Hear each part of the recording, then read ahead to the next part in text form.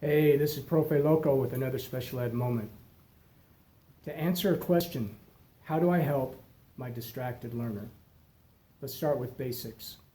Just seating arrangements, or in this case, some things with standing arrangements.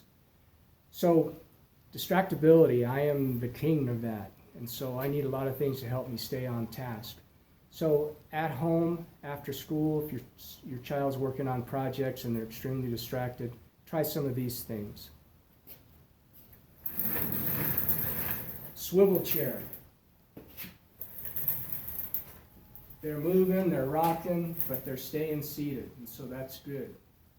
Use it. One of my students used a swivel chair with her cat on her lap and listening to music with a study carrel, and she was able to stay focused. A young lady that's developmentally delayed, who I'm thankful to say is gainfully employed, doing well, and engaged.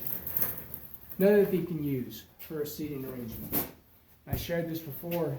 Use a therapy ball. When you're balancing on the ball, your autonomic nervous system focuses on bouncing on the ball, which frees up the cognitive. If you're afraid your child's going to bounce like that, get a stopwatch, say, I bet you can't bounce for a minute. And they bounce, and their legs get on fire, and then they settle in. And sometimes what happens a lot is they poke it with something and it gets flat, but find the deals, and you can get a couple of them. Another thing you can use, if your child is especially wiggly, get an old sleeping bag or a blanket, put it in the dryer, let them wrap up with it, laying in the sunshine, the natural light, maybe with their pet. We'll talk about pets at another time. This works pretty good though, because they feel secure, especially kids dealing with autism. Sometimes they need a secure feeling around them when they're doing work, and it works. Don't be locked into sitting at a table or sitting at a desk. For many years, I didn't even sit down. I was so distracted. I used a standing desk. Now, you don't need to use one that's all hydraulic and stuff, goes up and down, things like that. Just get something simple. A plastic thing, a plastic tray like that, a crate, boom, a standing desk.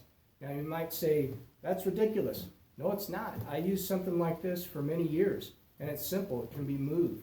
You can also just mark right on the floor, the ground, with duct tape, strip of duct tape where their feet's going to go, and so they can stand up.